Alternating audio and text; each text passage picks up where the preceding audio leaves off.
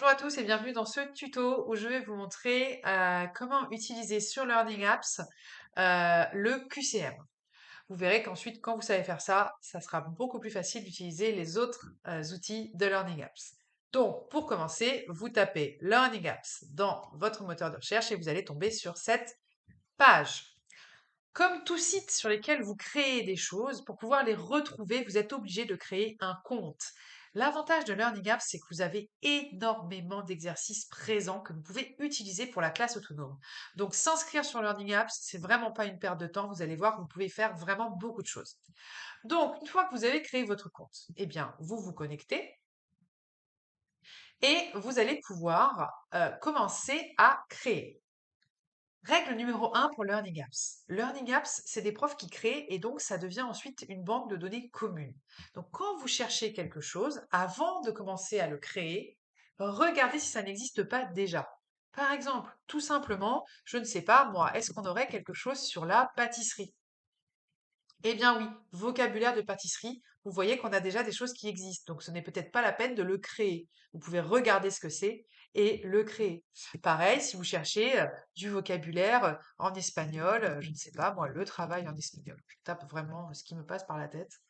Voilà, il existe déjà des choses. Donc ne créez pas des choses qui existent déjà. Regardez d'abord. Mais ensuite, imaginons que vous voulez vraiment créer quelque chose de très spécifique à ce que vous voulez faire. Eh bien, dans ce cas-là, vous allez tout simplement dans créer une appli. On vous explique comment créer votre appli au fur et à mesure. Donc, vous voyez, je vous parlais du nombre d'outils importants que vous avez qui correspondent à énormément d'exercices de la classe autonome. Donc, tout ça, ça va être très intéressant sur Learning Apps. Moi, je vais vous montrer aujourd'hui le QCM. Alors, on va faire un QCM pour, imaginons, le bac de français. Ce qui est très bien, c'est qu'à chaque fois, vous voyez, il vous montre des exemples de ce que vous pouvez faire, à quoi ça peut ressembler quand vous voulez y mettre une vidéo, sans vidéo, avec consigne, sans consigne. Donc, une fois que vous avez vu les exemples, vous partez pour créer une nouvelle appli. Alors, on va faire théâtre, par exemple. Théâtre, on va mettre art de Yasmina Reza. Et on va en faire un petit QC. Ici, vous mettez votre consigne, regardez la vidéo et répondre aux questions. Moi, j'aime bien faire des petits QCM avec des vidéos. Donc, ici, dans mon introduction, je peux glisser une vidéo. Mais si vous êtes professeur de langue, vous pouvez aussi glisser des audios et donc faire un QCM à partir d'audio. Ça, c'est super. Ou une synthèse vocale. Ou une image, si c'est une étude d'image, une étude d'œuvre d'art, une étude d'un schéma, ça peut être très, très, très intéressant aussi. Et ça peut aussi être du texte. Vous pouvez totalement écrire un texte. Je pense au français, on peut écrire, recopier un poème d'un auteur en particulier et mettre ensuite des questions. Moi, je vais vous montrer avec la vidéo. Donc, je clique sur vidéo et ici, je vais aller mettre mon lien YouTube. Alors, allons chercher sur YouTube un extrait de la pièce Art de Yasmina Reza.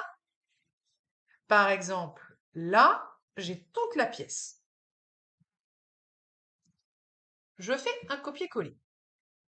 Là, vous allez me dire, Juline, tu as dit en formation que il ne faut pas d'œuvre intégrale, c'est trop long. Oui, mais ici, vous avez un bouton magique. Une fois que votre pièce est intégrée ici, vous pouvez sélectionner la durée. C'est-à-dire que je peux totalement décider de ne commencer qu'à 1 minute. Et normalement, hop, il va se mettre automatiquement à 1 minute. Et comme ça, je vois où je veux couper. Je me dis, ah non, 1 minute, ça va pas. Je vais couper à 1 minute 30. Voyons voir ce que ça donne. Ah, je suis un peu trop loin. Alors, mettons 1 minute 20. Je suis encore un peu loin. 1 minute 15. Parfait. Et là, je suis vraiment bien sur 1 minute 15. Et je veux, par exemple, aller jusqu'à 3 minutes. Eh bien, je vois mon extrait vraiment. Ici, sur le côté, je vois l'original. Et ici, je vois vraiment jusqu'où va aller mon extrait. Parfait. Je suis ravie. Je fais utiliser cet extrait. Et si je ne veux rien couper, je clique directement sur utiliser l'extrait, même si je n'ai rien coupé. Une fois que je suis là, je vais écrire ma première question. que va voir euh, le personnage chez son ami Serge. Et après, vous pouvez mettre vos réponses. Un tableau blanc, un tableau rouge. Alors, vous mettez voilà, les réponses que vous voulez. Vous ajoutez autant de réponses que vous voulez, pas forcément quatre, hein. Un tableau bleu, un tableau vert. Et si vous voulez rajouter des réponses, vous pouvez tout à fait. Vous pouvez même mettre ici des indices. Et ensuite, vous passez à une autre question. Faites une question suivante. Ce qui est super, moi, ce que j'aime beaucoup, c'est que les questions aussi peuvent être avec du texte, de l'image, de la synthèse vocale, de l'audio, de la vidéo. C'est assez intéressant. Et les réponses également. C'est-à-dire que vous pouvez totalement mettre une question sur un document et la réponse sera en image. Ça peut être des extraits justement de cette pièce de théâtre. Donc ça peut être qui est Serge. Et là, vous pouvez mettre trois photos. La photo de Serge, la photo d'Yvan et la photo de Marc, le dernier personnage. Hein. Vous mettez ici des images que vous allez chercher ou vous faites glisser depuis votre ordinateur et vous allez pouvoir faire aussi des réponses par image, mais également des réponses par texte. Ça peut être aussi de la synthèse vocale, ça c'est vraiment bien pour les langues, de l'audio, de la vidéo. Et puis vous ajoutez à chaque fois une nouvelle réponse. Ensuite, vous choisissez ici vos paramètres. Si vous voulez que les questions soient forcément toutes dans le même ordre ou avec des ordres aléatoires, si vous voulez une image d'arrière-plan avec une jolie scène de théâtre derrière, vous pouvez aller sélectionner une petite image. Si vous voulez un petit message d'encouragement à la fin, vous pouvez garder celui-là ou en taper un autre comme vous le souhaitez. Si vous voulez mettre des indices, et ce que je trouve superbe sur Learning Apps, c'est que dès que vous créez, vous pouvez commencer à avoir un aperçu.